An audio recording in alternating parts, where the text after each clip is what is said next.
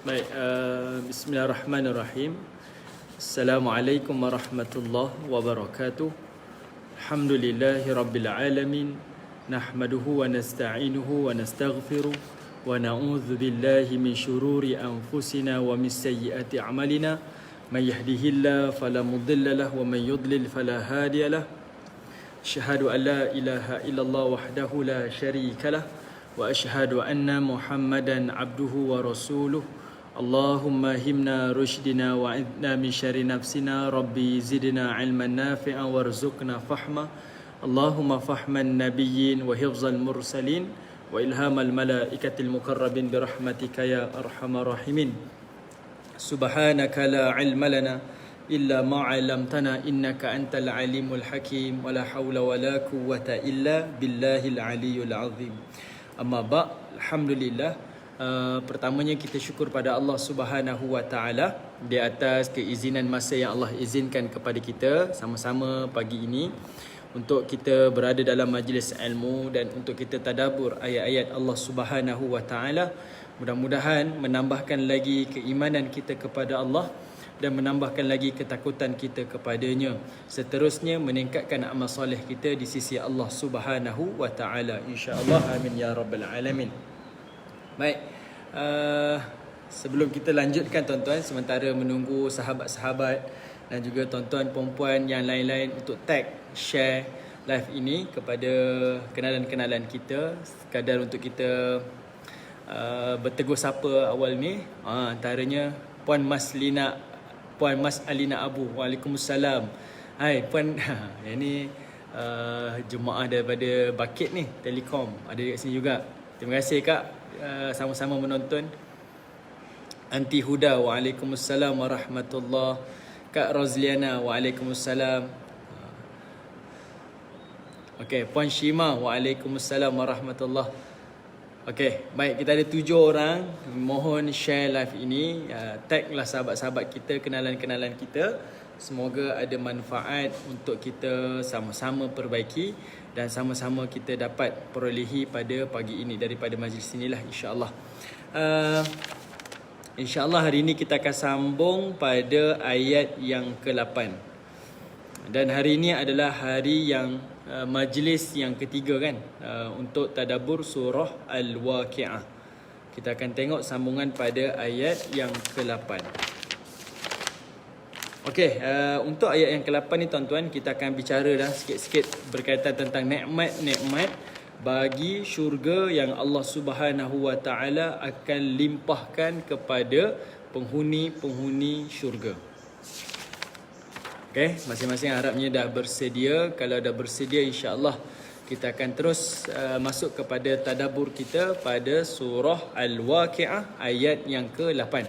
Jadi saya jemput pada semua untuk sama-sama buka Quran terjemahan. Kalau ada tafsir lebih baik, antaranya mungkin terjemahan tafsir Al-Imam Ibnu Kathir. Tengok surah yang ke-56, surah Al-Waqi'ah. Kalau ada tafsir Ibnu Kathir, dia punya jilid dia adalah jilid yang ke-8, tak silap saya. Sebahagian ada yang jilid ke-8, ada sebahagian cetakan jilid yang ke-9. Tapi jilid yang terakhir. Okey?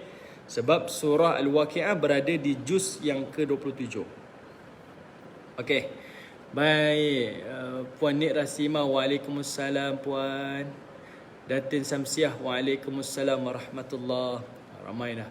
Okey, baik, insya-Allah kita terus mulakan. Kita tengok pada ayat yang ke-8. Untuk tengok ayat yang ke-8, pada ayat yang ke-7 yang kita berhenti minggu lalu, last kali, Allah Subhanahu wa taala menyebutkan wa kuntum azwajan thalatha. Apabila Allah Taala sebut daripada ayat 1 sampai ayat 6, Allah dah membayangkan keadaan peristiwa kiamat dengan bumi yang akan bergoncang, kemudian gunung ganang akan hancur, lebur sehingga menjadi menjadi debu yang berterbangan.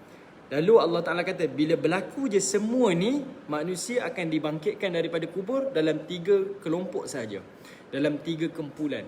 Punya ramai jutaan bilion manusia yang Allah pernah hidupkan tuan-tuan, dan Allah pernah matikan Masing-masing akan terbahagi kepada 3 kumpulan secara umum dan secara besarnya. Ada 3 kumpulan. Kata Allah, wa kuntum azwajan thalatha. Semuanya akan dibahagikan kepada 3 kumpulan. Kalimah azwaj, yang ini saya dah sentuh tuan-tuan pada surah Allahumma salli ala Muhammad. Surah apa itu? Surah At-Takwir. Kan Allah Ta'ala ada sebutkan wa idzan nufusu zuwijat, kata Allah Ta'ala. Dan apabila jiwa-jiwa akan dipertemukan, akan dijumpakan dengan pasangannya. Siapa pasangannya? Pertama, sama ada dengan roh dan jasad kita. Maknanya roh yang terpisah masa meninggal tu tuan-tuan, hari kebangkitan dia akan bertemu semula dengan jasadnya. Pandangan yang kedua, iaitu roh yang terpisah daripada jasad tu akan dipertemukan dengan roh-roh mereka yang satu amalan dengan mereka. Yang inilah yang disebutkan wa kuntum azwajan thalatha. Kita akan dibahagikan dan kita akan dibangunkan dengan orang yang selevel dengan kita. Sebab itu ayat ni tuan-tuan menjadi ingatan pada kita. Di dunia ini perlu kita memilih sahabat yang baik dan perlu kita mengikuti teladan yang baik dan perlu kita mencintai orang yang baik.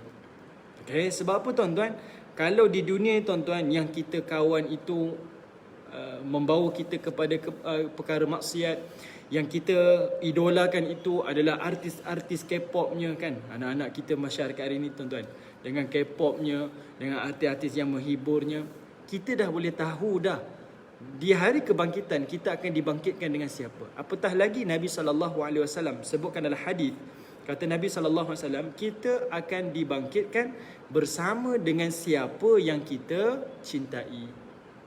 Okay, kita akan dibangkitkan dengan siapa yang kita cintai. Itu adalah satu ingatan dan itu adalah sebagai satu perkara yang ditekankan. Kamu nak tahu gambaran kamu di akhirat, dia bermula daripada kehidupan kita di dunia. Okay, kehidupan kita di dunia. Siapa yang kita pilih untuk bersahabat, siapa yang kita pilih untuk kita menyayanginya, dan siapa yang kita pilih untuk kita teladani dan ikuti mereka.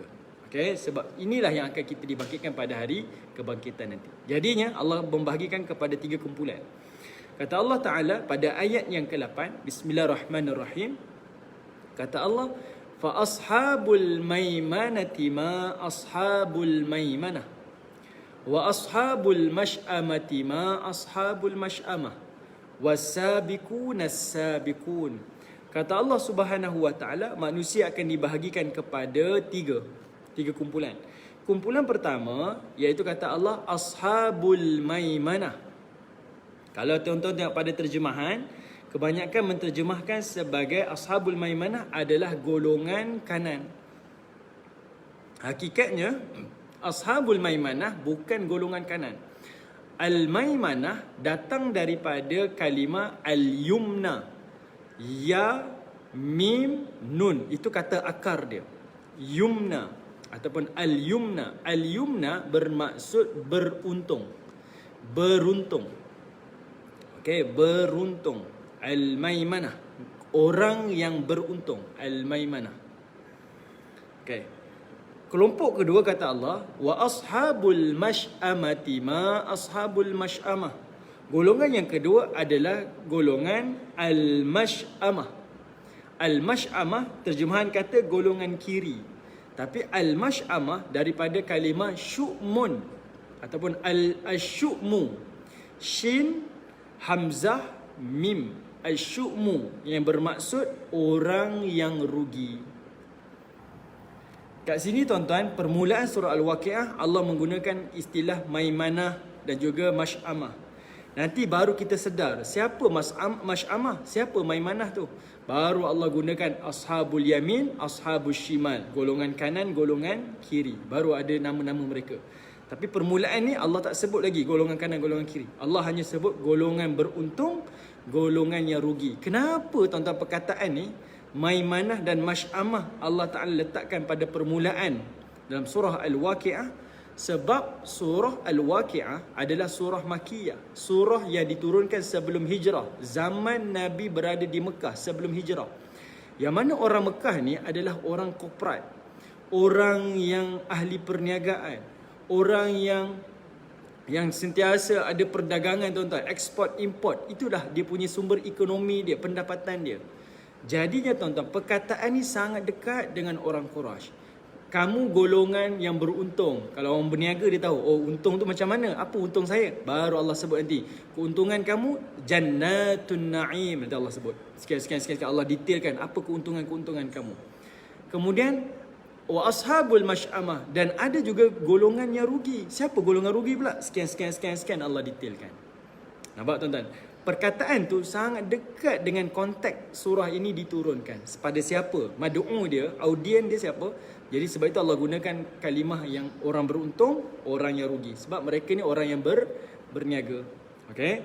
Kemudian tuan-tuan, Allah kata pada ayat ke-10, wasabiqun as-sabiqun, dan golongan yang as-sabiqun was-sabiqun. Kalau tuan-tuan tengok pada terjemahan ayat yang ke-11, ayat yang ke-10, as-sabiqun diterjemahkan sebagai orang yang paling awal beriman ataupun orang yang paling dahulu beriman. Merekalah yang paling dulu masuk syurga Allah Ta'ala. Tapi sebenarnya kalimah as-sabiqun, kata akar dia sin ba qaf. Sabaqa tu bermaksud orang yang, sekejap saya tengok. Okey. Sabiqun ataupun sin baqa tu bermaksud orang yang berlumba-lumba. Okey, orang yang berlumba-lumba. Okey, sabiqun tu tengok pada terjemahan, dia kata orang yang paling dahulu beriman, as-sabiqun was-sabiqun. Dialah orang yang paling dahulu akan masuk syurga. Tapi kalimah sabiqun yang sebenar adalah orang yang berlumba-lumba. Penting tuan-tuan tahu kalimah asal dia, makna yang asal, sebab kalimah inilah yang akan memberi maksud kepada sifat dan amalan penghuni-penghuni ni.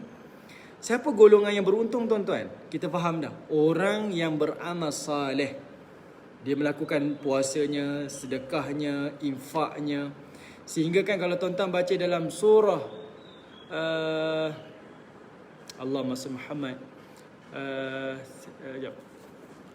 Surah Al-Fatir, tuan-tuan tengok surah Al-Fatir, tengok ayat yang ke-29, ayat yang ke-30. Okay. Ni sebagai selingan tuan-tuan. Kita nak tengok siapa golongan ashabul maimanah. Siapa golongan yang beruntung? Tuan-tuan tengok surah Fatir, surah yang ke-35. Surah 35, surah Fatir, tengok pada ayat yang ke-29. Tengok ayat 29. Surah Fatir ni surah sebelum Yasin. Surah Yasin surah 36, Fatir surah 35. Tuan-tuan tengok ayat yang ke 29 dan ayat yang ke 30. Apa maksud orang yang beruntung ni? Al-maimanah. Okey, tuan-tuan tengok dalam surah Fatir surah 35 ayat 29 ayat 30.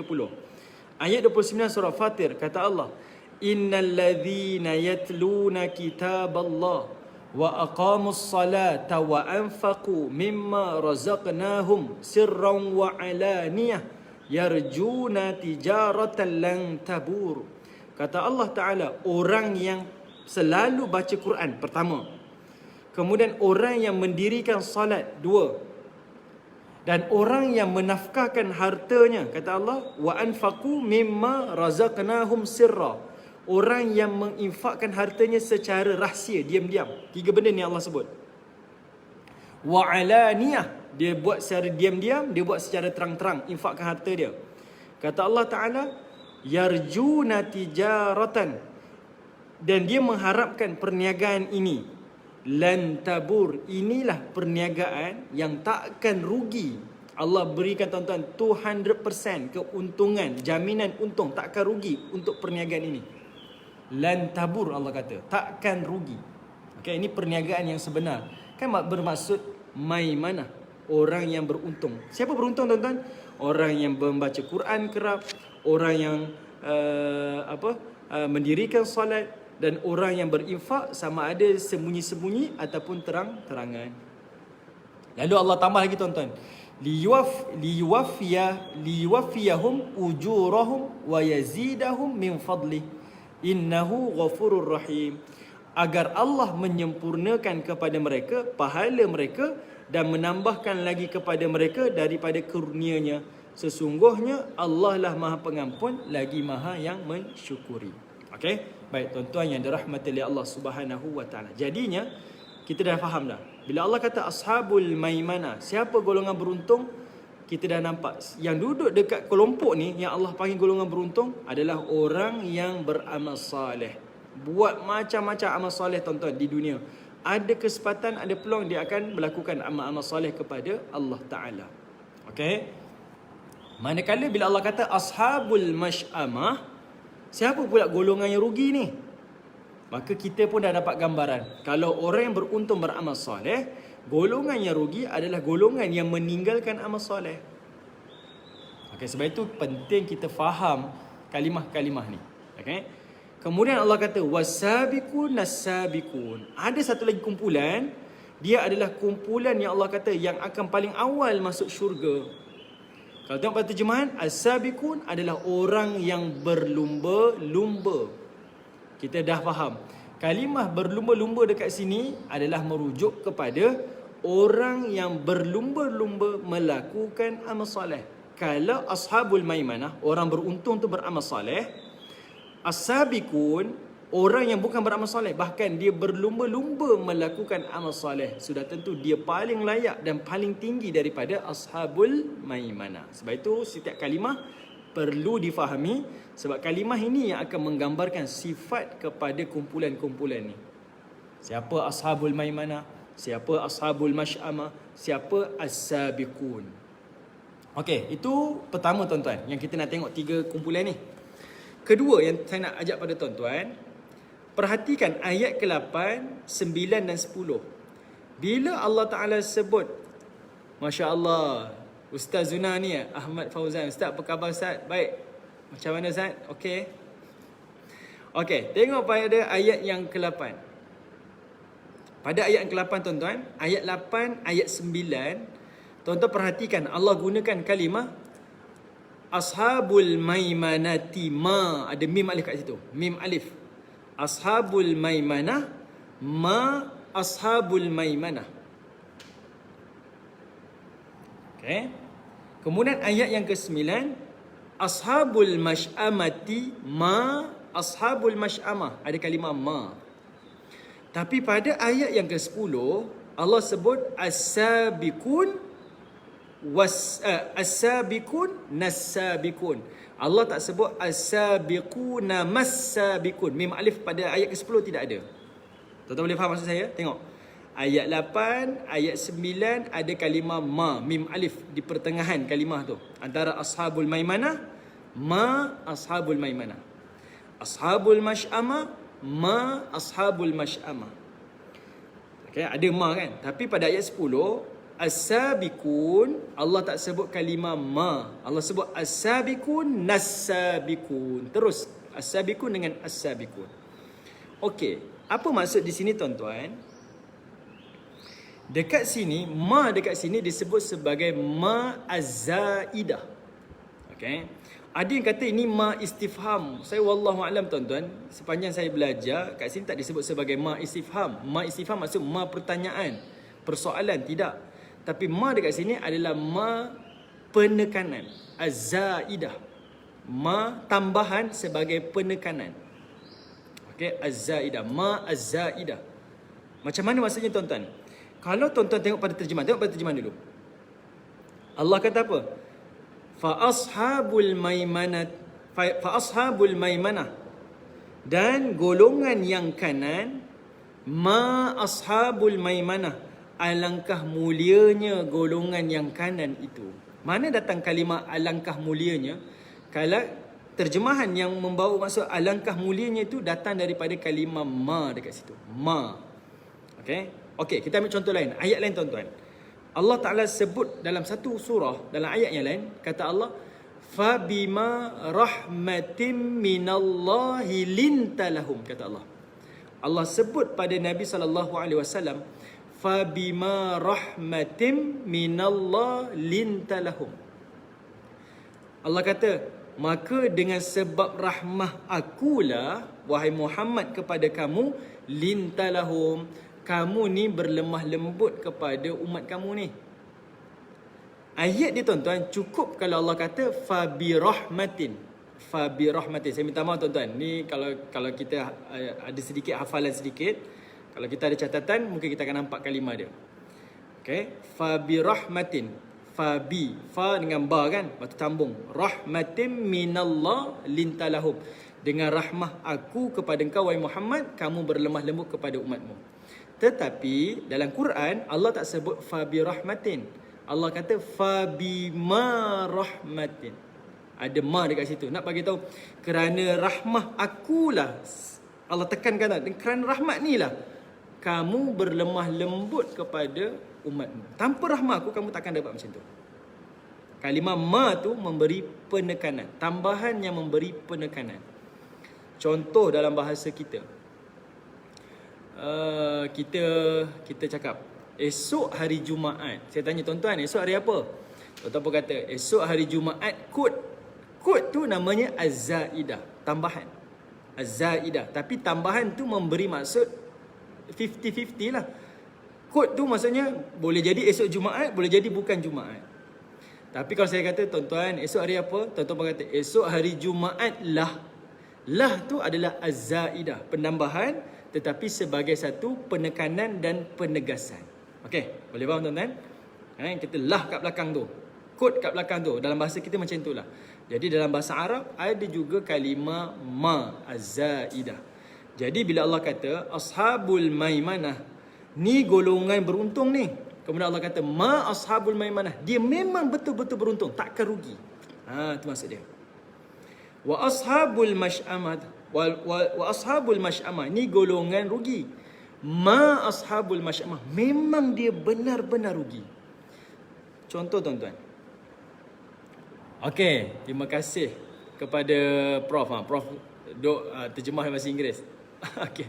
Baik, dan terjemah bahasa Inggeris ma tu adalah istifham. Okey, memang ada ma istifham, ada ma az-zaidah. Okey. Baik.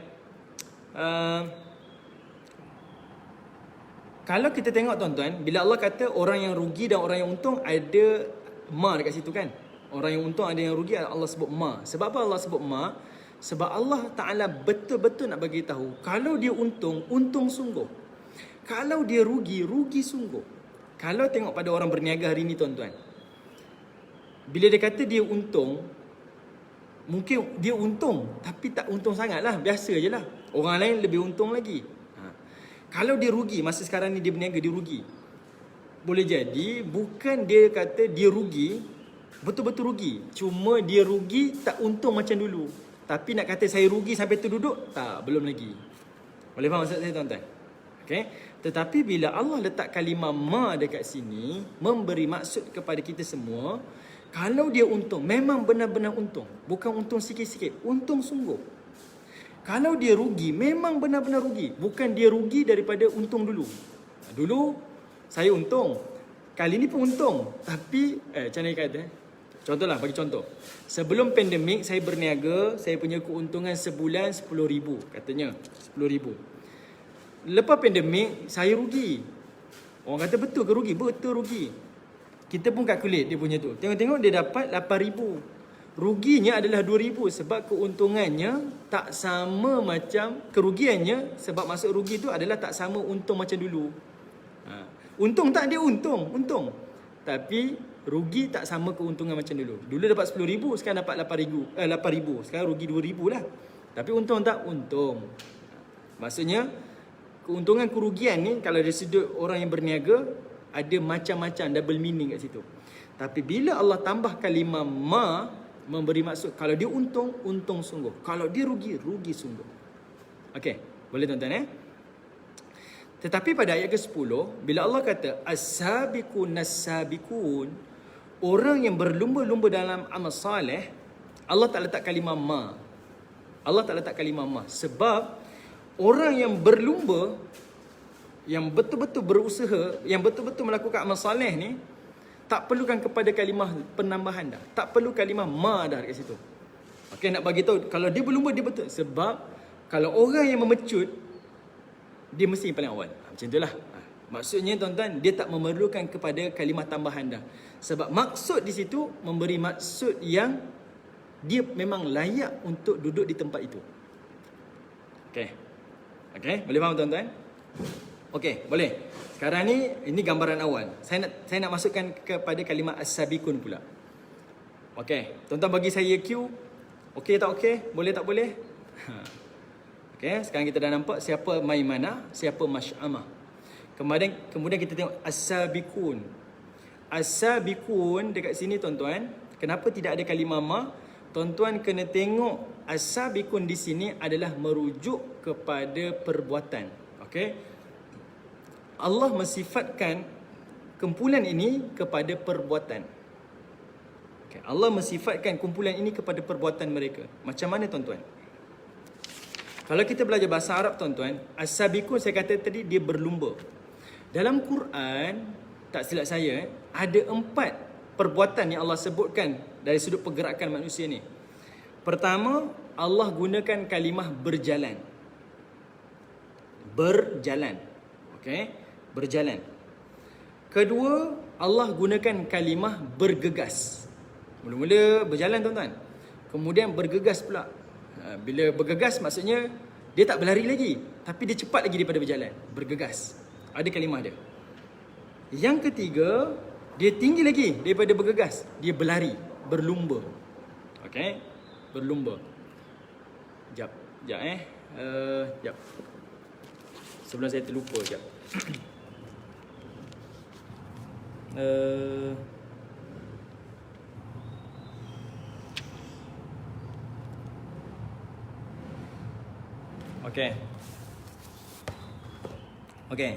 Okey, bergegas. Okey, kemudian berlumba-lumba. Kemudian yang keempat, dia berlari kencang. Dia berlari kencang. Okey, saya ulang sekali. Pertama, level pertama tuan-tuan berjalan. Level kedua bergegas. Bergegas ni saya berlari lah. Silap. Bergegas tu maksudnya berlari, dia berlari. Level ketiga dia berlumba. Level keempat berlari kencang. Okey, dekat mana tuan-tuan nak jumpa ayat ni? Pertama, dekat mana ayat berjalan tadi? Kalau tuan-tuan boleh buat nota, tuan-tuan tulis Berjalan, Allah gunakan kalimah. Okey, Kak Rozliana. Berjalan, bergegas tu adalah berlari. Berlumba, dia naik level ketiga. Berlari kencang tu level keempat. Okey. Baik, pertama berjalan. Dekat mana berjalan ni? Tuan-tuan tengok dalam surah Al-Mulk. Tuan-tuan tengok dalam surah Al-Mulk yang kita dah pernah bincang dahulu tuan-tuan. Surah Al-Mulk. Kita cek balik surah Al-Mulk.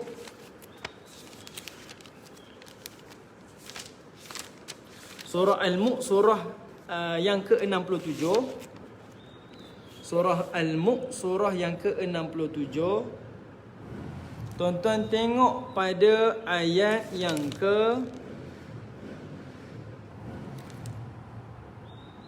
pada ayat yang ke-22.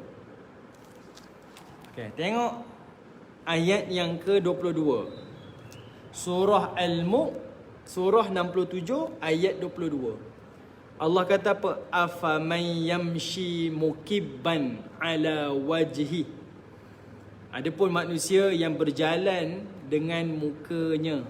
Okey, ada kalimah situ. Okey. Boleh tuan-tuan? Kat situ Allah gunakan kalimah yamshi, berjalan. Okey, yamshi, berjalan. Okey, ataupun dalam ayat yang ke-15 surah Al-Mulk, ayat 15 surah Al-Mulk tadi ayat yang ke-22 kan. Ayat surah yang sama Al-Mulk, tengok ayat yang ke-12. Ayat yang Ayat yang ke-15 Allah kata huwallazi ja'ala lakumul arda dhalulan famshu. Kalimah yamshi itu famshu fi manakibiha. Allah kata berjalan. Itu sifat pertama berjalan. Okey.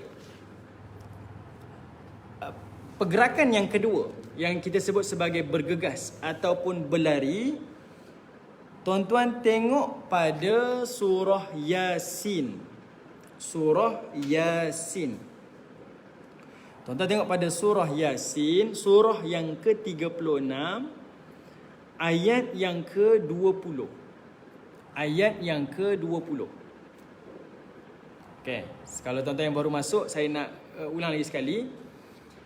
Sekarang kita sedang bercerita pada ayat yang ke-10, As-sabiqun as-sabiqun. Siapa golongan as-sabiqun ni? Sebelum kita explain siapa as-sabiqun, kita kena tengok dulu kalimah dia daripada kalimah sin ba qa, yang bermaksud ni orang yang berlumba-lumba. Dan bila nak berlumba ni tuan-tuan, kita akan tengok ada 4 pergerakan yang Allah sebut dalam Quran. Berjalan, berlari, berlumba, berlari kencang. Okey, jadi kita dah tengok tadi berjalan tu ada dalam surah Al-Mulk pada ayat yang ke-15, pada ayat yang ke-22. Sekarang kita tengok siapa yang berlari ni, yang bergegas dan berlari ni. Tengok pada surah Yasin ayat yang ke-20. Surah Yasin surah 36 ayat 20. Allah kata apa? Waja'a min aqsal Madinah rajulun yas'a.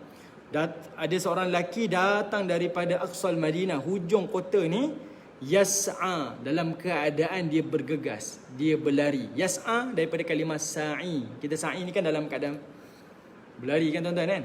Yas'a, bergegas ataupun berlari. Yas'a. Okey. Itu ayat pertama, surah Yasin, surah 36, ayat yang ke-20. Okay, nanti saya akan explain pada tuan-tuan kenapa Allah memberi maksud ni, merujuk kepada apa kata, kalimah yang berbeza-beza, pergerakan yang berbeza-beza. Sebab dia ada maksud dia. Okey. Kemudian tuan-tuan tengok lagi, tengok pada surah Jum'ah. Tuan-tuan tengok pada surah Jum'ah. Surah Jum'ah, surah yang ke-62. Tengok surah Jum'ah, surah yang 62. Saya minta maaf, minta tolong siapa-siapa komen di bawah nama-nama surah ni yang dengar terus catat Tengok surah Al-Jum'ah, surah yang ke-62, tengok ayat yang ke-9. Allah kata surah Jum'ah, surah 62 ayat 9. Ya ayyuhallazina amanu idza nudiya lis-salati min yaumil jum'ah. Orang-orang yang beriman apabila diseru untuk menunaikan salat pada hari Jumaat, fas'au. Kalimah sa'i kat situ. Fas'au, dia bergegas, dia berlari, ila zikrillah, untuk mengingati Allah, wa dharul bai', dan dia meninggalkan jual beli dia. Fas'au, kalimah sa'i dekat situ. Okey, terima kasih Abang Syuaib. Okey, kat situ kita boleh nampak. Itu untuk kalimah fas'au, kalimah berlari ataupun bergegas. Naik satu lagi level tuan-tuan. Kalimah berlumba-lumba. Siapa berlumba-lumba ni? Tuan-tuan tengok surah Al-Hadid, surah yang ke-57. Minta maaf tuan-tuan, hari ni kita main silap-silap Quran. Surah Al-Hadid, surah yang ke-57. Surah Al-Hadid, surah yang ke-57. Tengok ayat 21. Ayat 21. Allah kata apa? Sabiqu ila maghfiratin min rabbikum wa jannah. Okay. Arduha ka'ardis sama'i wal ard. Masya-Allah. Allah kata sabiqu. Ini merujuk kepada kalimah as-sabiqun nas-sabiqun. Siapa golongan berlumba ni? Kan? Allah gunakan kalimah ni, Allah kata apa? As-sabiqu ila maghfiratillah. Berlumba-lumbalah kepada Tuhan, berlumba-lumbalah kepada ampunan daripada Tuhan kamu. Wa jannah, dan syurga Tuhan kamu. Arduha ka'ardis sama'. Luas syurga tu ka'ardis sama'i wal ard, seluas langit dan bumi. Subhanallah. Allah gunakan kalimah berlumba-lumba. Allah kata berlumba mengharapkan maghfirah, pengampunan Allah, dan mengharapkan syurga Allah. Itu untuk merujuk kepada kalimah sabiqu, berlumba-lumba. Okey, boleh? Naik satu lagi level. Siapa pula golongan yang lebih lebih laju lagi pergerakan dia, bukan sekadar berlumba dah. Tapi Allah kata apa? Dia ni berlari kencang. Tuan-tuan tengok surah yang ke-51. Surah Az-Zariyat. Okay, surah Az-Zariyat, surah yang ke-51. Surah Az-Zariyat, surah yang ke-51. Tengok pada ayat yang ke-50. Okay, ayat yang ke-50. Allah kata apa? Surah Az-Zariyat, surah 51, ayat 50. Fafirru ilallah. Allah gunakan kalimah fafirru ilallah. Inni lakum minhu nadhirum mubin. Maka berlari kencanglah kembali kepada Allah. Inni lakum minhu nadhirum mubin. Sesungguhnya aku seorang pemberi peringatan yang nyata daripada Allah untukmu. Okey. Baik. Tuan-tuan dah jumpa dah. Ada perbezaan kalimah tadi. Ada kalimah famshu berjalan, fas'au berlari ataupun bergegas, sabiku berlumba-lumba, fafirru berlari kencang. Ada 4 gambaran tuan-tuan pada pergerakan tubuh manusia mengikut level dia. Dan Allah sebut level-level ni berbeza sebab merujuk kepada objektif. Bila Allah kata pergi cari rezeki, Allah kata apa? Famshu fi manakibiha. Pergi cari rezeki di antara benua dunia ni. Pergi naik, pergi jalan. Rezeki ada tuan-tuan. Rezeki ada. Allah dah tentukan. Dan Allah kata tak payahlah nak pulun sangat. Berjalan. Berjalan maksudnya relax lah. Berjalan, kita berjalan, relax lah. Rezeki ada. Usaha. Tapi Allah naikkan satu level. Bila Allah kata, kalau kamu nak ingat Allah, kamu kena fas'au. Datang idza nudiya lis-salah kan, Allah kata min yaumil jumaah, bila dengar seruan azan solat Jumaat, Allah kata fas'au ila dzikrillah. Bergegas, berlari untuk sahut seruan tu untuk mengingati Allah dan tinggalkan perniagaan kamu. Nampak? Bila objektif dia lebih tuan-tuan, tadi objektif dia rezeki. Target dia nak dapat rezeki, Allah kata berjalan. Rezeki aku tetapkan. Tapi bila ingat Allah, Allah kata kamu kena tingkatkan juga kamu punya pergerakan. Jangan berjalan, jangan santai-santai, tapi berlari, bergegas. Kemudian tuan-tuan, Allah naik satu lagi level. Bila Allah berbicara berkaitan tentang nak dapatkan pengampunan Allah. Tadi ingat Allah. Sekarang nak dapat pengampunan Allah dan syurga Allah, kamu tak boleh berlari, tapi kamu kena sabiku. Kamu kena berlumba-lumba. Naik satu lagi level. Kamu ada perasaan bersaing dengan orang lain. Orang lain tengok ibadahnya hebat, infaknya banyak, sedekahnya banyak, puasanya banyak. Kamu kena ada perasaan lebih, berlumba-lumba. Ada masa pulun buat. Nah, itu maksudnya berlumba-lumba tuan-tuan. Macam kita lah, nak tunjuk siapa yang paling kaya raya, siapa yang paling jutawan. Semua benda dia rebut tuan-tuan, berlumba-lumba. Allah kata sabiqu. Lagi tinggi objektif dia, makin tinggi dia punya usaha dia. Okay, nampak? Rezeki Allah kata berjalan. Ingat Allah, bergegas. Tapi bila nak dapat pengampunan Allah, berlumba-lumba. Naik satu lagi level tuan-tuan. Nak kembali kepada Allah, fafirru. Nak kembali kepada Allah, fafirru. Allah kata apa? Iaitu kamu kena berlari kencang. Jangan tunggu esok, jangan tunggu pagi, jangan tunggu petang. Sekarang juga. Untuk kembali kepada Allah Subhanahu wa ta'ala. Tingkatan-tingkatan ni, perbuatan-perbuatan ni ada tingkatan dia mengikut objektif dia. Lagi tinggi objektif kita tuan-tuan, lagi kuat usaha dan daya pergerakan kita. Itu kita nak nampak gambaran. Dan di sini Allah sebut kalimah as-sabiqun. As-sabiqun tadi tuan-tuan, Allah kata apa? Sabiqu ila maghfiratin minallahi wa jannah, kata Allah. Berlumba-lumbalah mengharapkan pengampunan Allah dan syurga Allah. Jadi tepat Allah gunakan tuan-tuan. Golongan yang ketiga yang Allah isytiharkan mereka ni adalah al-muqarrabun, adalah golongan yang sedang berlumba-lumba mengharapkan pengampunan dan mengharapkan syurga Allah Ta'ala. Jadi tuan-tuan, siapa nak masuk golongan as-sabiqun ni? Kita dah nampak dah. Mereka ni adalah golongan dalam hidup dia sentiasa usaha mengharap pengampunan Allah dan sentiasa berusaha untuk dapatkan syurga Allah. Tuan-tuan boleh faham saya? Boleh? Dapat?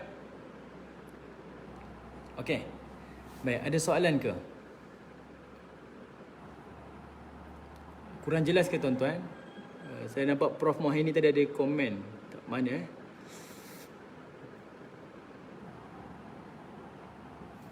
Okey, Kak Roziana tadi kalimah fafiru tu terjemahan memang tulis bersegera, tapi kalimah fafiru yang sebenar adalah berlumba atau berlari kencang. Okey, bersegera. Okey.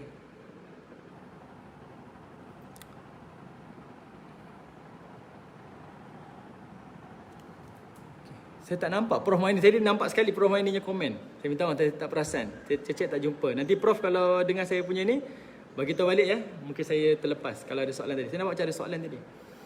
Okey, baik. Puan Kak Roziana kata apa?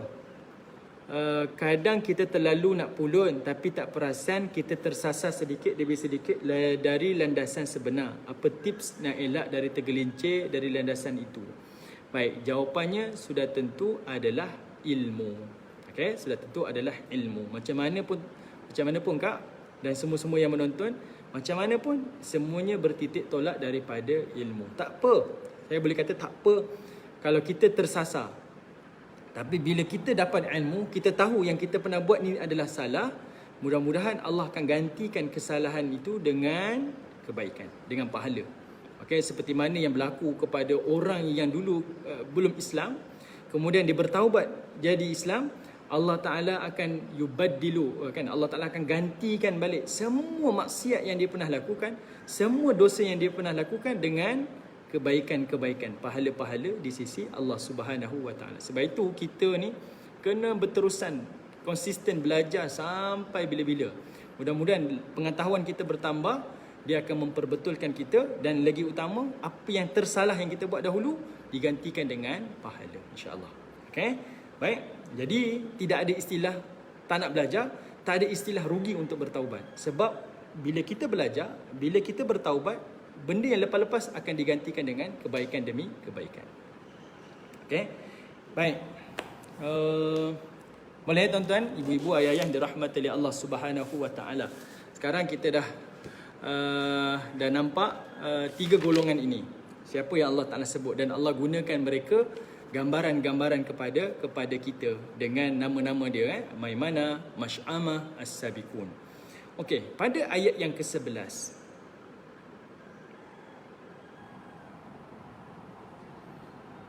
Okey, pada ayat yang ke-11 tuan-tuan, Allah Subhanahu Wa Ta'ala menyebutkan ulaikal muqarrabun. Kata Allah Subhanahu Wa Ta'ala, golongan As-Sabiqun ini rupa-rupanya siapa dia? Sebab mungkin tak clear kan, siapa As-Sabiqun ni, mereka yang berlumba-lumba ni. Kata anti ni, ni memang first class lah. As-Sabiqun ni orang yang first class. Dan Allah kata mereka adalah muqarrabun. Mereka adalah orang yang didekatkan kepada Allah Subhanahu Wa Ta'ala. Al-muqarrabun. Okay, ini adalah golongan al-muqarrabun. Baru kita faham As-Sabiqun tu siapa? Sebab dia adalah muqarrabun. Sebab itu kalimah As-Sabiqun tidak ada kalimah ma az-zaidah. Tidak ada kalimah ma tu. Sebab Allah kata kalau dia berlumba, dialah yang paling cepat, dialah paling awal, dialah yang paling beruntung. Dan Allah kata ulaikal muqarrabun. Ulaikal muqarrabun. Merekalah orang yang didekatkan kepada Allah Subhanahu Wa Ta'ala. Okey. Sekarang tuan-tuan yang dirahmati Allah, saya sengaja tak detailkan kalimah muqarrabun ni. Nanti kita akan tengok pada subtopik yang Allah akan detailkan siapa muqarrabun ni. Okey. Baik, sekarang ni Allah kata apa? Orang yang as-sabiqun, orang yang muqarrabun ni, dia punya nikmat dia fi jannatin na'im. Mereka ni akan dimasukkan berada di dalam syurga-syurga yang dipenuhi dengan kenikmatan. Okey, baik, sebelum kita nak masuk cerita tentang syurga ni, saya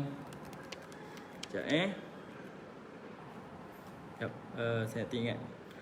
Kalau kita tengok pada 3 pembahagian yang Allah Ta'ala sebutkan, saya dah sebut dah sebelum ni, 3 bahagian ni macam tak balance. Dua golongan daripadanya adalah ahli syurga. Satu golongan daripada ahli neraka. Okay? Kalau kita tengok kenapa ada dua syurga, kenapa tak ada dua neraka? Kita akan terfikir macam tu. Tapi tuan-tuan, inilah Allah Ta'ala yang mana dalam satu hadis kudusi Allah kata apa? Inna rahmati taghlibu ghadabi. Rahmah aku melebihi daripada kemurkaan aku. Seolah-olah tuan-tuan Allah nak beritahu, aku sangat kasih kepada hamba-Ku. Aku sangat sayang kepada hamba-Ku. Kalau boleh aku nak semua masuk syurga. Tetapi tak adil kalau yang tak beriman pun masuk syurga juga. Jadi aku sediakan satu ruang. Cuma ruang ni tak banyak, tak seluas macam ruang orang yang akan dapat nikmat daripada Allah Ta'ala. Syurga Allah tu luas tuan-tuan. Sebab Allah kata tadi kan, arduha ka'ardis sama'i wal ard. Luas syurga tu adalah seluas langit dan bumi untuk seorang individu. Seluas langit dan bumi. Bayangkan syurga ni Allah Ta'ala buat seluas itu. Neraka Allah Ta'ala sediakan tapi satu je. Syurga Allah bagi dua tingkatan. Ada dua kumpulan yang akan masuk ke dalam syurga Allah Subhanahu wa Ta'ala. Okay, bahkan kita tengok pun dalam ibadah kita, baru berniat, saya hari ni nak pergilah dengar kuliah dalam Facebook. Baru berniat dah tambah pahala. Kita nak bermaksiat, berniat nak bermaksiat, tak lagi dicatatkan dosa, melainkan dah buat baru tercatat dosa. Buat ibadah tuan-tuan, baru berniat bertambah, dah dicatat pahala. Buat tambah lagi pahala. Ikhlas berganda lagi. Kan Allah Ta'ala sebut dalam Quran kan. Ikhlas ni macam biji benih. Dari satu biji benih tumbuh 7. Tumbuh lagi 70, tumbuh lagi 7, banyak lagi. Bercambah-cambah bergantung kepada keikhlasan kita melakukan amal soleh. Okey? Ini gambaran-gambaran yang Allah Ta'ala cuba bayangkan kepada kita. Nak tunjuk rahmat Allah, kasih sayang Allah, pengampunan Allah sangat luas. Manfaatkan waktu yang ada untuk kita kembali pada Allah, bertaubat kepada Allah. Okey?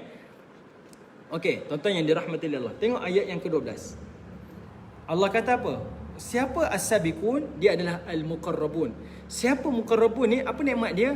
Dia akan fi jannatin na'im. Akan berada di dalam syurga-syurga yang dipenuhi dengan kenikmatan. Tuan-tuan perhatikan kalimah jannatin. Jannati tu. Kalimah jannati bermaksud jamak. Okey?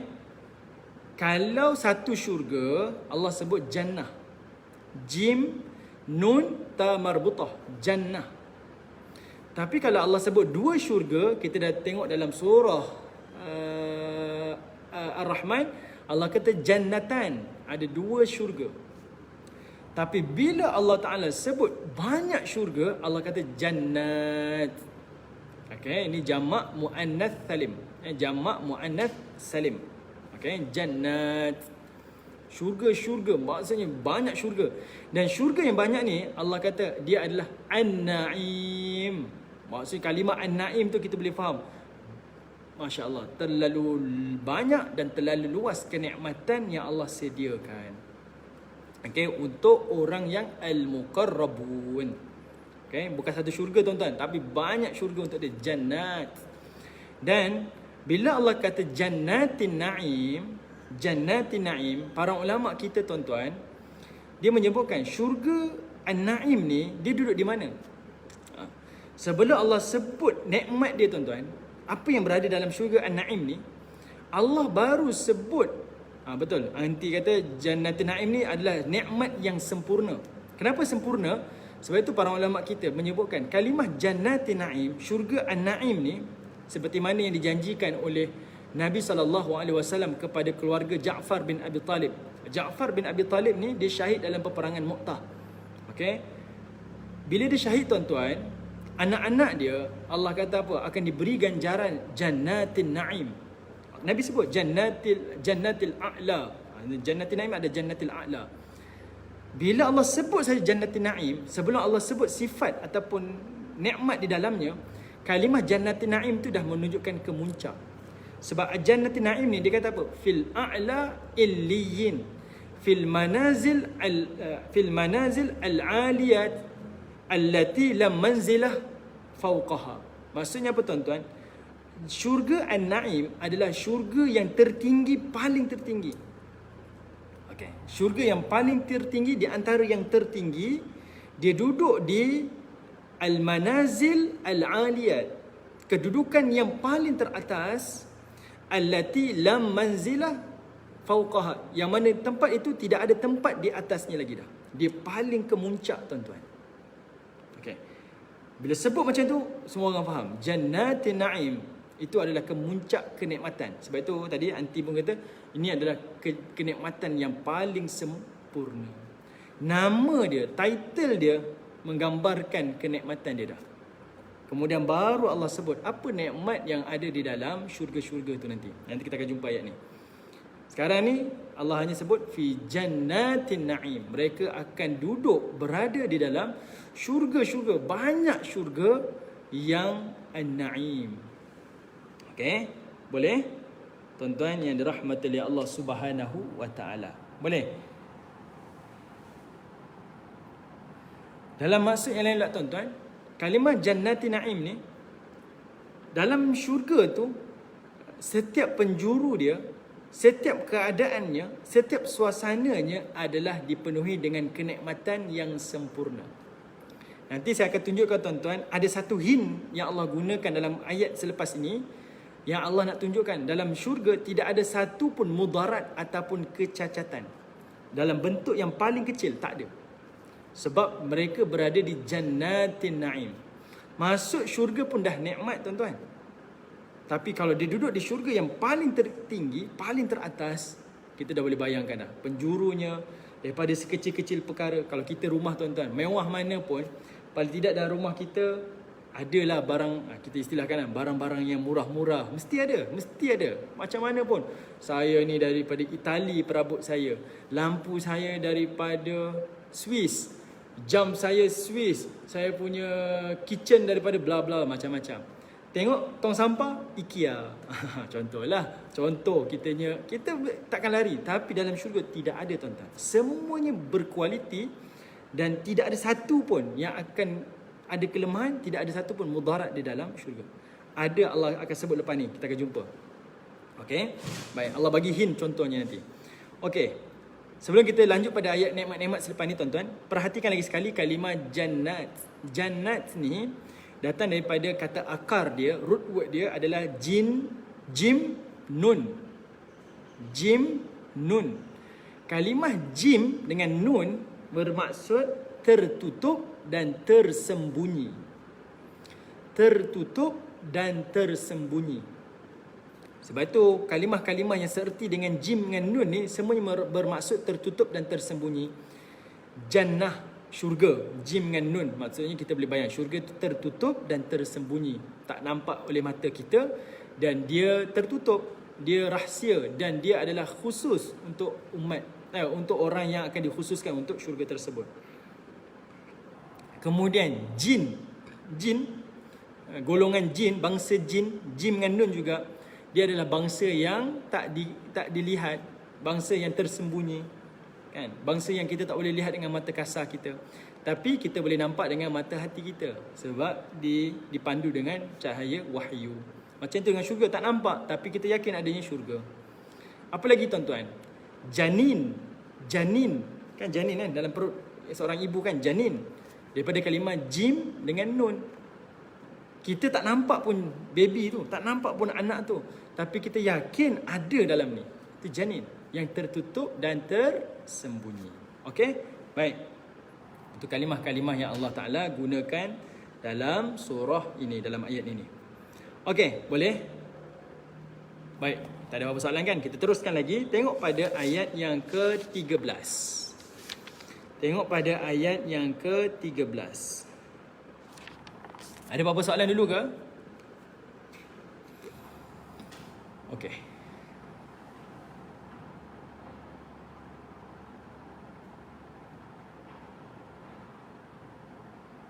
Okey, kalau tengok Al-Imam Ibn Kathir, tuan-tuan, saya nak sebut sikit. Al-Imam Ibn Kathir, sebelum saya tertinggal, dia sebut kalimah as-sabiqun ni. As-sabiqun, kata dia, adalah orang yang berlumba-lumba melakukan kebaikan. Okey, dia kata, maka di akhirat dialah orang yang paling awal masuk ke dalam syurga dan mendapat kemuliaan. Maksudnya Orang yang berlari, berlumba tuan-tuan, dialah yang paling awal sampai, dialah yang paling awal dapat benda tu kan. Dia jadi orang pertama lah. Jadi sebab itu Al-Imam Ibn Katsir kata, orang as-sabiqun yang berlumba melakukan kebaikan, dialah orang yang paling awal masuk syurga, orang yang paling awal mendapat kemuliaan. Logik macam tu. Kemudian dia kata apa? Kerana setiap balasan, kata Imam Ibn Katsir, sesuai dengan amal perbuatan. Sebanyak mana engkau berhutang, sebanyak itulah engkau dibayarkan. Maksudnya, kata Imam Ibn Katsir, kalau seseorang melakukan amal soleh, sudah tentu balasannya setimpal ataupun lebih lagi lah. Macam kita berhutang. Kita berhutang tuan-tuan, sudah tentu kita akan membayar setimpal dengan hutang, ataupun lebih baik kita bayar lebih daripada hutang tersebut. Ini dia punya analogi lah yang disebutkan oleh Al-Imam Ibn Katsir. Maka logik Allah menggunakan kalimah as-sabiqun untuk menggambarkan siapa golongan al-muqarrabun. Sebab kalau kata golongan al-muqarrabun, golongan yang didekatkan oleh Allah, kita boleh macam-macam terjemahan. Macam mana nak dekat diri pada Allah? Adakah saya perlu bertawassul? Macam-macam orang buat pandangan kan. Adakah saya perlu itu, saya perlu ini. Tapi bila Allah kata as-sabiqun, orang yang berlumba-lumba, baru kita faham. Setiap amalan soleh ni, kamu nak jadi muqarrabun, kamu kena bersegera. Jangan tangguh-tangguh dah. Dan kamu sentiasa nak jadi orang yang paling awal, orang yang paling banyak, paling, semua paling. Dalam amal soleh tak berkira, nak paling cepat, nak paling banyak buat, nak paling ikhlas. Itu memberi gambaran as-sabiqun. Okey, baik. Okey, sekarang kita masuk ayat 13. Kita akan tengok nikmat bagi penghuni al-muqarrabun. Nikmat yang Allah akan berikan kepada golongan as-sabiqun yang duduk di dalam syurga An-Naim ni. Okey. Ayat 13, ayat 14, Allah explain kepada kita. Dalam kalangan umat dia, hamba dia, siapa yang akan dapat duduk al-muqarrabun ni? Okey, tuan-tuan tengok ayat 13-14 ni. Ayat 13, Allah kata apa? Thullatum minal awwalin. Sebahagian besarnya daripada orang terdahulu. Wa qalilum minal akhirin. Sebahagian kecilnya, sedikitnya orang yang terkemudian. Ayat ni tuan-tuan, kita baca pun kita rasa sentap lah. Sebab apa? Sebab Allah Ta'ala dah memberi satu congakan kepada kita. Sebahagian kota ni, al-muqarrabun ni, orang dulu dah ambil dah. Orang yang kemudian ni, mana yang ada je, dia akan masuk kota-kota al-muqarrabun ni. Okay, baik, itu masuk awal dia. Sekarang, kita akan tengok apa yang dimaksudkan dengan siapa yang awal dan siapa yang akhir. Okay, yang ramai tu orang awal, yang akhir tu, yang sedikit tu orang yang akhir. Di sini tuan-tuan, para ulama tafsir memberi beberapa pandangan mereka. Pandangan pertama yang lebih ringkas, saya mudahkan. Kalau tengok dalam tafsir Al-Imam Jalalain, iaitu Imam Suyuti dan Imam Mahalli, dia kata ramai daripada al-awwalin, ramai kelompok daripada orang terdahulu adalah merujuk kepada umat-umat terdahulu. Maksudnya sebelum umat Nabi SAW, daripada umat Adam, Nabi Adam, sampailah ke umat Nabi Isa AS. Ini orang terdahululah. Sebab mereka lebih ramai. Kan ramai kalau dikumpul-kumpul ramai tuan-tuan. Lebih ramai daripada umat Nabi SAW. Sebab itu dia thullatun. Dia ramai kota tu diduduki oleh orang yang terawal. Wa qalilum minal akhirin. Dan sedikit tu adalah daripada golongan al-akhirin. Siapa akhirin? Iaitu umat Nabi SAW. Ini pandangan yang pertama. Okey, sebelum saya nak teruskan, saya baca soalan dulu. Tuan Haji Ma'ruf kata, Waalaikumsalam Tuan Haji. Syurga yang tertinggi ialah syurga Firdaus. Nabi-Nabi berhak. Manusia syurga tertinggi ialah syurga Naim. Betulkah? Betul. Niat nak syurga tertinggi, syurga Firdaus. Bolehkah? Boleh. Boleh. Sangat boleh. Okey, sangat boleh. Memang perlu kita berniat dan bercita-cita untuk duduk di syurga yang tertinggi. Sahabat Nabi pernah tanya, siapa yang akan duduk di syurga tertinggi ni? Adakah golongan para Nabi je? Nabi sebut, para anbiya wasyuhada wassiddiqin. Okey? Para Nabi, orang yang mati syahid dan juga orang-orang awam, tapi as-siddiqin yang membenarkan para Nabi mereka. Mereka juga akan duduk di syurga An-Na'im. Sebab itu al-muqarrabun dia bukan khusus untuk para nabi, tapi dia buka untuk semua makhluk Allah Subhanahu wa taala. Jadi boleh, tak ada masalah. Kita bercita-cita, berazam untuk dapat syurga yang tertinggi. Apa amalan tuan-tuan nak dapat syurga tertinggi ni? Salah satu yang Nabi ajarkan, iaitu kata Nabi SAW, ana wa kafilul yatim, kata Nabi. Aku dan penjaga anak yatim. Dalam hadis tak salah saya, Nabi kata kahatain fil jannah, ataupun dalam matan yang lain tak ingat. Dia lebih kurang kata Nabi, aku dan penjaga anak yatim seperti dua jari ini di dalam syurga. Penjaga anak yatim akan berjiran dengan Nabi SAW di dalam syurga Allah Subhanahu wa taala. Maksudnya tuan-tuan, salah satu cara kita nak dapat target duduk di syurga tertinggi dengan Nabi ni adalah menjaga dan memelihara anak yatim. Bukan satu rumah tuan-tuan. Walaupun seorang sahaja anak yatim, kita besarkan dia, sekolahkan dia, beri kasih sayang, jaga dia daripada kecil di rumah kita dengan air tangan kita. Kita didik dia. Dia membesar dengan baik tuan-tuan, dengan kasih sayang kita, kita layak masuk syurga Allah Ta'ala. Saya pernah sebut hadis ini banyak kali tuan-tuan. Kita amalan tak banyak, kita ilmu tak banyak tuan-tuan. Tapi ini salah satu syafaat yang Nabi SAW sebutkan untuk sentiasa kita dampingi dan menyayangi anak yatim. Okay, sebab dia punya ganjaran dia sangat besar. Sangat besar di sisi Allah Subhanahu wa taala. Sebab itu kata Ibn Battal, dia kata apa? Inilah ganjaran yang terbesar di antara ganjaran-ganjaran yang pernah disebutkan oleh Nabi sallallahu alaihi wasallam. Okey? Betul kata anti. Aim for the moon, at least get the lamp boss. Betul. Alright. Kita kena ada target tinggi lah kan. Betul. Okey, baik. Pandangan pertama tadi, siapa al-awwalin yang ramai adalah umat-umat terdahulu, nabi-nabi terdahulu. Manakala yang sedikit al-akhirin adalah daripada kalangan umat Nabi sallallahu alaihi wasallam. Ini pandangan yang pertama.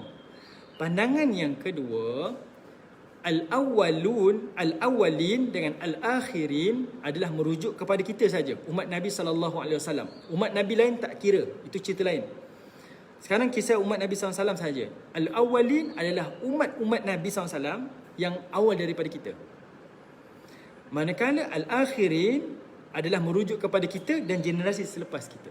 Tapi lingkungan ni adalah lingkungan dalam kalangan umat Nabi sallallahu alaihi wasallam sahaja. Ini dipandangan daripada Al-Imam Ibn Kathir. Sebab Al-Imam Ibn Kathir kata Ibn Sirin, kata Al-Hasan Al-Basri, inilah pandangan-pandangan mereka berdasarkan kepada hadis Nabi sallallahu alaihi wasallam yang kata Nabi sallallahu alaihi wasallam, khairul qurun, sebaik-baik kurun, qarni, adalah kurun aku, iaitu kurun Nabi sallallahu alaihi wasallam. Thumma alladhi yalunahum, thumma alladhi yalunahum. Dan selepas itu kurun selepas aku, selepas itu adalah kurun selepas aku. Kita kata umat yang terbaik ini, zaman emas dia ada 3 tuan-tuan. Kurun Nabi, kurun para sahabat, kurun tabi'in. Selepas itu ilmu makin berkurangan, amal soleh makin berkurangan. Kita pun boleh tengok umat-umat dahulu macam mana amal soleh dia, kecintaan pada Allah dan Rasulnya, ketaatannya, semuanya hebat-hebat belaka tuan-tuan. Sampai ke level kita semuanya dalam keadaan biasa-biasa saja, amal soleh kita, keimanan kita, ilmu kita biasa-biasa saja. Okey. Jadi ini pandangan daripada Al-Imam Ibn Kathir menurut pandangan Ibn Sirin dan juga menurut pandangan Al-Hasan Al-Basri. Maksudnya orang-orang sebelum kita tuan-tuan semua hebat belaka. Dia antara orang yang ramai yang akan masuk ke dalam syurga. Dan kita dan kemudian adalah golongan yang qalil, yang sedikit-sedikit yang akan dapat golongan al-muqarrabin. Tapi tuan-tuan, yang sefaham saya lah, ini pandangan saya, bukan pandangan ulama tafsir. Bila Allah memberi gambaran al-muqarrabun, orang yang akan dekat kepada Allah ni adalah as-sabiqun, orang yang berlumba-lumba, sengaja Allah kata orang dahulu lebih banyak lagi yang masuk ke kuota as-sabiqun ni. Manakala kamu dan umat selepas kamu ni, generasi selepas kamu ni adalah orang yang sedikit. Sebab inilah sifat as-sabiqun. Didengar saja tuan-tuan, dia tak bertangguh dah. Dan apatah lagi bila kata kota tu tak banyak, dia akan berebut, berlumba untuk dapat kota tu. Ini sebagai satu pitching tuan-tuan. Allah Ta'ala nak tarik motivasi kita, nak dapatkan semangat kita supaya terus bergiat untuk beramal soleh. Pandangan saya. Okay, ini pandangan saya. Mungkin dari sudut psikologi lah, Allah Ta'ala nak memancing kita sentiasa bersemangat. Sebab syurga Allah sentiasa luas, tuan-tuan. Sentiasa luas. Jangan kita rasa, alamak, kota Mukarrabun ni dah penuh dah, tak apalah, saya tak dapat pun tak apalah. Tak, tuan-tuan. Syurga Allah sangat luas. Saya pernah cerita pada tuan-tuan kan, hadis sahih, cerita orang yang terakhir keluar neraka dan orang yang terakhir masuk ke dalam syurga Allah. Kan saya pernah ceritakan, tuan-tuan, dah nak masuk syurga, tuan-tuan, dia tengok syurga, dia keluar balik. Dia cakap dengan Allah, syurga dah penuh dah, macam mana nak masuk? Allah kata, masuk dulu. Masuk dulu. Ada ruang untuk kamu. Tak. Orang yang terakhir pun, tuan-tuan, masih lagi ada ruang. Syurga itu sangat luas untuk kita semua. Okay? Jadinya, ayat ini mungkin sebagai satu tarikan kepada kita supaya berlumba. Jangan bertangguh untuk bertaubat, untuk kembali dan untuk beramal soleh kepada Allah Subhanahu wa taala. Okey, boleh tuan-tuan yang dirahmati oleh Allah? Boleh Baik. Sekarang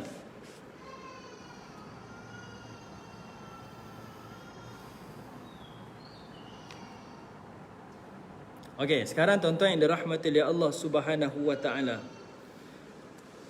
Ya.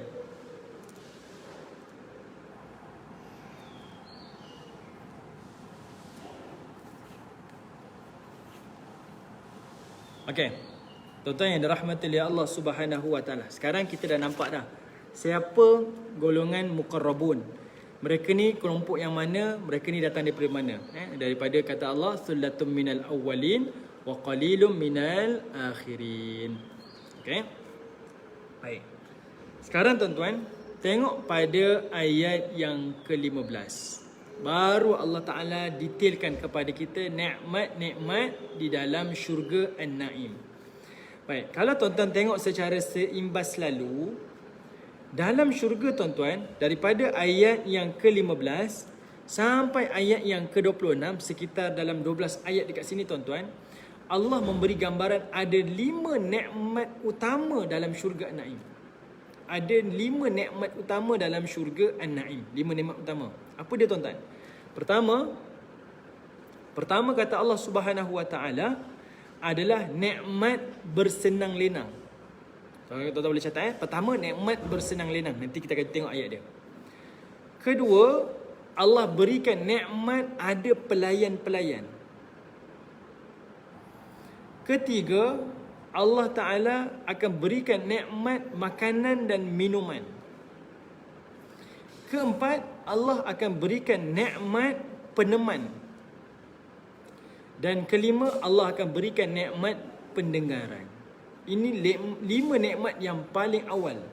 Nikmat yang utama di dalam syurga An-Naim. Ada nikmat lain tak? Ada. Sangat ada. Memang banyak. Wallahualam, kita tak tahu. Tapi Allah gambarkan 5 ni.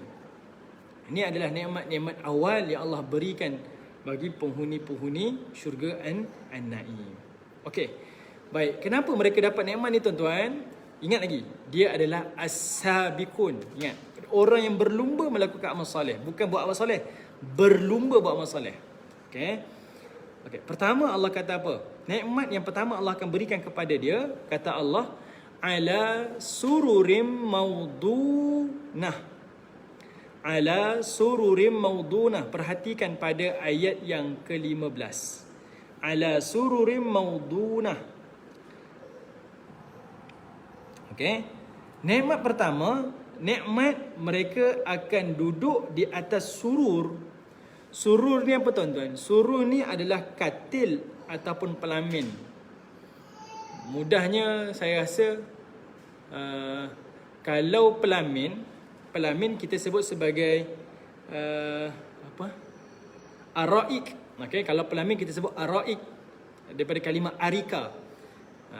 Allah SWT sebut muttaqiina 'alal araik yanzurun, kata Allah Taala, muttaqiina 'alal araik yanzurun. Araik ataupun arika adalah pelamin. Kalau surur ni mungkin kita terjemahkan sebagai katil. Okey, katil. Okey, dan Allah kata maudunah. Maudunah. Apa maksud maudunah ni tuan-tuan? Kalau tengok pada terjemahan, dia kata apa? Katil yang bertahtakan emas dan juga permata. Okey. katil yang bertatahkan emas dan juga permata. Itu yang disebut pada terjemahan. Tetapi kata Abdullah bin Abbas, dia kata apa? Surur ni maudunah, surur tu katil, maudunah tu yang diterjemahkan sebagai emas dan permata. Dia kata maudunah adalah katil ataupun pelamin yang ditenun dengan emas. Okay, ni Allah Ta'ala tak sebut lagi nikmat dia. Allah baru sebut material dia.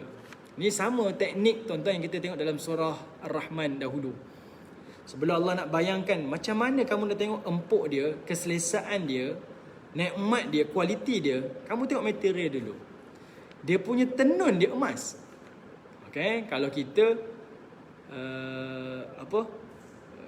material dalaman biasa-biasa, luaran tu baru dia di make up dengan benda-benda cantik lah, dengan material-material mahal.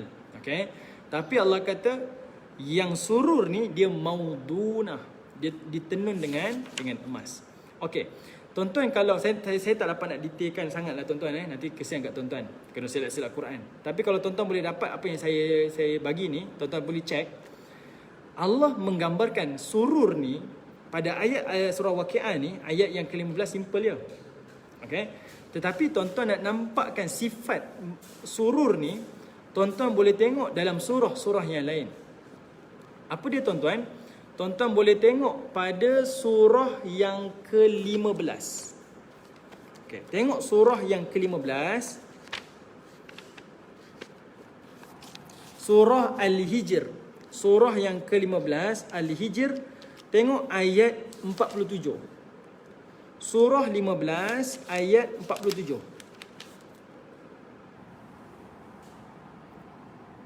Okay. Allah sifatkan macam mana keadaan surur ni.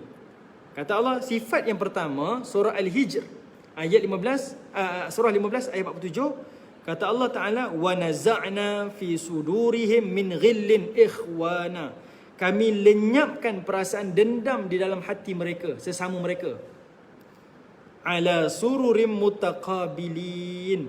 Dan mereka ni akan duduk di atas katil-katil mereka secara berhadapan. Satu nikmat sifat tuan-tuan. Tuan-tuan berada saja di atas surur, tuan-tuan tak ada bergaduh dengan orang lain dah.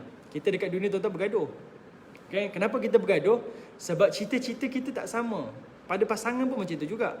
Pada keluarga pun macam itu juga. Saya ada objektif saya ada matlamat saya, tapi orang tak faham. Kan? Kita kata harga sebuah kejayaan tu tuan-tuan mahal. Harga sebuah kejayaan. Kerana saya nak capai matlamat saya tak disenangi kawan. Saya tak ada masa nak melepak dekat mamak. Saya tak ada masa nak join WhatsApp group, Facebook, saya tak ada masa. Sebab saya ada benda yang saya nak buat, nak capai kejayaan cita-cita saya. Jadi ada bertelaga sebagainya. Jadi Allah kata, kamu duduk atas surur nanti, salah satu nikmat, lenyap perasaan dendam dah. Kenikmatan bersaudara tu dapat.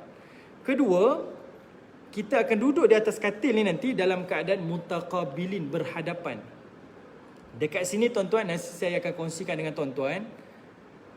Masa tuan-tuan duduk di antara penghuni syurga dengan penghuni syurga, duduk depan-depan ni, apa yang dia sembangkan, Allah sebut dalam Quran tuan-tuan. Ada beberapa topik yang akan disembangkan oleh penghuni-penghuni syurga. Subhanallah, sampai detail tu Allah Ta'ala ceritakan. Kamu duduk atas ni, kamu dah tak rasa musuh dengan orang lain tak musuh dengan kamu dah. Semua saling sayang menyayangi, semua mulutnya zikir-zikir saja. Kedua, kamu duduk berdepan-depan nanti, apa yang kamu sembang, Allah sebut dalam Al-Quran. Nanti kita akan jumpa ayat ni tuan-tuan . Hari ni tak sempat, kita dah sudah 20 dah. Tak apa. Okey, sekarang tuan-tuan tengok surah Al-Hijr, Allah kata apa? Allah hilangkan rasa marah, dendam, bermusuh pada sesama kita. Kemudian antara sifat surur ni, iaitu dia akan duduk bersusun berhadapan dengan penghuni-penghuni syurga yang lain. Itu pertama. Kedua, tuan-tuan tengok surah yang ke-37. Okay, tengok surah yang ke-37. Surah As-Saffat. Surah As-Saffat, surah yang ke-37. Tuan-tuan tengok ayat 44.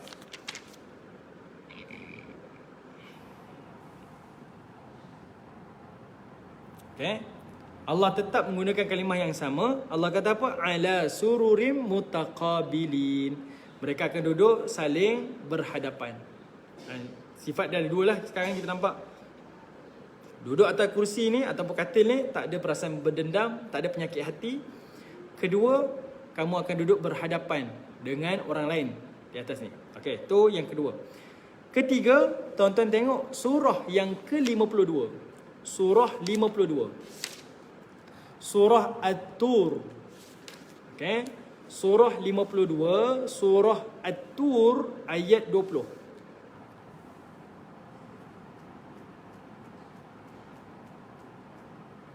Okey, surah At-Tur, surah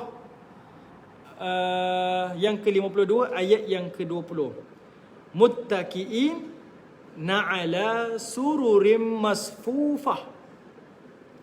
Mereka akan duduk di atas surur yang masfufah. Masfufah ni apa tuan-tuan? Dalam keadaan lurus, bersaf. Okay. Saf dekat sini adalah maksud dia tersusun. Okay. Kalau ada orang kita tuan-tuan, orang yang ada penyakit apa? OCD kan. Dia tak boleh tengok sangat bengit kan. Ini satu nikmat. Masfufah. Allah menggambarkan kedudukannya lurus. Okay, dalam keadaan tersusun. Dan Allah kata apa? Wa zawwajnahum bihurin 'ain. Dan mereka akan dikahwinkan dengan bidadari-bidadari hurun 'ain. Okay. Saya dah cerita pada ibu-ibu semua, siapa yang layak sebenarnya digelar hurun 'ain? Yang paling layak adalah wanita dunia. Sebab bidadari syurga, dia tak mengalami susah payah. Dia tak diuji dengan ujian dunia. Dia tidak ada ketaatan melakukan amal soleh di dunia. Okay, mereka diciptakan terus jadi bidadari. Wanita-wanita dunia lah yang paling layak untuk memiliki dan mengatasi kecantikan bidadari syurga. Sebab dia mengalami susah payah di dunia. Dia mengalami ujian-ujian di dunia.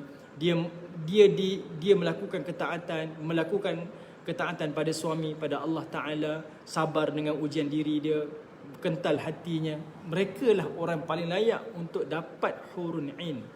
Mereka lebih daripada orang ni. Okay, daripada bidadari-bidadari syurga. Jadi bila Allah sebut hurun 'ain, bidadari-bidadari ni, selain tuan-tuan faham merujuk pada sekian-sekian bidadari, tapi sebenarnya ia merujuk kepada wanita-wanita dunia yang akan masuk ke dalam syurga Allah Subhanahu wa Ta'ala. Okay. Alright. Sekarang kita nampak dah. Sifat yang ketiga, dia dalam keadaan bersusun. Dan dia berbaring dalam penuh kenikmatan. Sebab dia ada teman dia kan. Ada pasangan yang akan berbaring dengan dia. Si isteri akan baring dengan suami dia, suami akan baring dengan isteri dia. Kemudian yang keempat, sifat yang keempat. Tuan-tuan tengok surah yang ke-88. Okay. Saya minta maaf tuan-tuan, saya tak detailkan je. Saya hanya bagi nota saja ya. Surah yang ke-88. Surah yang ke-88 ni adalah surah Al-Ghashiyah ayat yang ke-13. Okay, surah Al-Ghashiyah, surah ke-88 ayat 13. Kata Allah, fiha sururum marfu'ah. Yang mana surur ni tadi dia dalam keadaan tersusun lurus, dia ada peneman-penemannya. Dia akan dihilangkan perasaan hasad dia. Kemudian dia bersulam, bertenunkan emas dan permata. Maudunah. Sekarang Allah kata dia marfu'ah. Dia ditinggikan tahtanya. Subhanallah. Allah berikan kemuliaan pada kedudukan surur ni. Okay. Tempat ni baru cerita sifat pembaringan saja tuan-tuan. Belum gambarkan apa yang kamu dapat. Okay. Belum gambarkan. Ni baru cerita material dia. Macam mana gambaran dia. Okay. Baru tunjuk je. Baru tunjuk. Belum lagi duduk tuan-tuan. Allah sebut material dia. Allah sebut kedudukan dia macam mana. Susunan dia macam mana. Tempat dia macam mana. Baru sebut zahir sahaja. Belum sebut apa-apa yang lebih dalam. Kalau zahir pun macam ni nikmat. Subhanallah. Lebih nikmat lagi. Yang kita akan faham. Cumanya tuan-tuan, di sini Allah memberi gambaran Dekat syurga nanti kamu akan rehat serehat-rehatnya. Bahkan kamu punya tempat rehat pun special macam ni. Rehat sungguhlah. Di dunia bekerja. Di dunia amal saleh. Di dunia berlumba-lumba dalam ketaatan. Okey, orang cemooh, orang cerca, orang ketawakan kita, orang kata kita ni terlalu konservatif ke, orang itulah apa dan sebagainya. Abaikan. Sebab matlamat kita jelas. Impian kita jelas. Lepas ni tuan-tuan, saya akan cerita pada tuan-tuan. Tuan-tuan boleh baca dahulu. Allah Ta'ala ada sebut tentang minuman-minuman ahli syurga. Okay? Tetapi pada surah Waqiah ni Allah sebut umum. Nanti kita akan cek pada ayat-ayat lain dan surah-surah lain. Allah akan bagi tahu apa minuman penghuni syurga. Apa campuran dia. Apa kenikmatan dia. Benda ni perlu tahu. Sangat perlu. Kenapa? Sebab bila kita tahu apa yang kita akan dapat pada hari yang mendatang ni, itulah yang akan membina motivasi kita untuk berusaha untuk mencapai dia. Macam kita dekat dunia lah. Kita dah berkahwin, tuan-tuan, ada anak, kita fikir apa? Anak ni nanti nak masuk sekolah sekian. Nanti masuk sekolah menengah sekian. Nanti nak masuk universiti sekian. Kita dah nampak gambaran. Sebab itulah akan menjadi objektif kita, matlamat kita. Tetapi kenapa kita tak fikir tentang akhirat? Takut untuk menghadapi kematian sebab kita tak nampak apa-apa gambaran dekat sana. Apa minuman saya dekat sana? Macam mana tempat baring saya? Macam mana rumah saya? Macam mana kenalan saya dekat sana? Kita tak tahu. Jadi penting untuk kita tahu, kita baca dan kita kaji. Bila gambaran ni jelas tuan-tuan dalam fikiran kita, tak ada apa yang kita takutkan. Tak ada apa yang kita akan risaukan. Bahkan kita kata itulah kenikmatan yang perlu saya usahakan sekarang. Kita nampak kerehatan di sana tuan-tuan, kita tak akan rasa penat dekat sini dah. Tak akan rasa dah. Dan inilah objektif Al-Waqiah yang kita sebut awal tuan-tuan, yang mana disebutkan oleh Nabi SAW. Aku beruban disebabkan 5 surah. Salah satunya adalah Al-Waqiah. Dan dalam satu hadis yang lain pula tuan-tuan, dan hadis ni hadis yang saya sebutkan sebelum ni ditolak. Bila mana disebutkan siapa yang membaca surah Al-Waqiah, dia tak akan rasa miskin, dia tidak akan rasa fakir dekat dunia. Maksud dekat sini, kalau dia fikirannya tuan-tuan, jiwanya dah sampai akhirat, dia tak rasa apa-apa susah dah dekat dunia dah. Dia tak rasa apa-apa yang memberatkan ujian dekat dunia ni. Sebab dirinya, fikirannya dah sampai ke hari akhirat. Nikmat akhirat tu lebih besar daripada susah di dunia. Okay? Boleh tuan-tuan yang dirahmati oleh Allah Subhanahu wa taala. Okey, sekarang kita berhenti pada ayat yang ke-15. Ala sururim maudunah. Allah baru gambarkan ada satu tempat duduk ataupun tempat baring yang maudunah, yang tinggi, marfu'ah. Kemudian dia mutaqabilin, dia akan disusun dalam keadaan berhadapan dengan orang lain, kenalan-kenalan kita, keluarga kita. Masfufah, dia dalam keadaan lurus. Dan dia juga dalam keadaan maudunah, ditenun dengan emas dan juga permata. Okey. Baik. Okey, saya bagi clue lah tuan-tuan. Tengok ayat 16. Kita ada masa lagi 3 minit. Tengok ayat yang ke-16. Allah kata apa? Katil ni, pembaringan ni bukan sebagai apa?